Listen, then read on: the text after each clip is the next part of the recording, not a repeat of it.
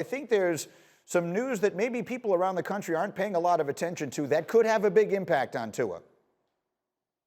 Well, it's pretty simple, and I understand why it's not that big of a deal right now. But in the first preseason game, the offensive line didn't look very good. And they were okay in pass protection, not very good in run blocking. And look, that's as significant as anything that Tua could possibly do right now in the preseason, because without proper protection, the Dolphins are not going to get a good gauge on whether Tua's progress is such that he is the proven franchise guy. So quite frankly, the offensive line, number one, needs to get better if they're ever going to figure out what they have at the quarterback position. Now Jeff, pick it up from there, Jeff, Saturday.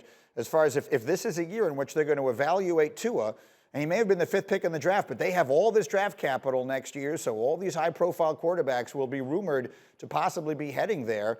How important does this feel to you?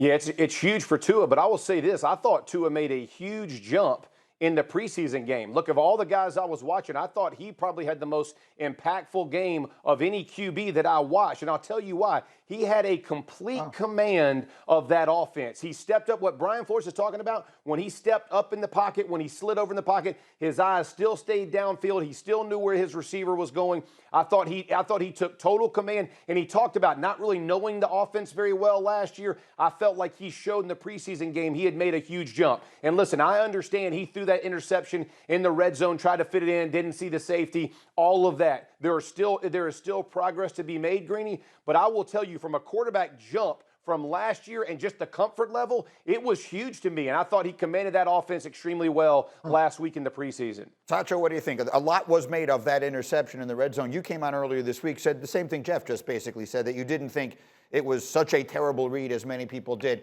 What is your sense of this and the importance of him getting that help up front? Yeah, I definitely think Tua needs a ton of help. And let's not be mistaken. Like, the Bears' defense is really, really good. That interception you saw was a great play pre-snap to post-snap. And then the rush, right? Khalil Mack, Robert Quinn, Akeem Hicks were getting after the quarterback. And so I think this upcoming game will be a better tell of how good or bad their offensive line is. Obviously, we talked about a trade that just happened.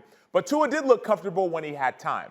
Without the time, you start seeing the little jitters and the interception. That's where I get concerned, right? Like, the interception, I don't think it was a horrible interception, but you saw there was pressure in the pocket. All of a sudden, he panics a little bit. He just throws it, and the interception from the backside safety made it look really, really bad. Jeff Darlington, quickly to finish this up here, they made a trade yesterday you touched on earlier that might be an indication of their level of concern with this offensive line.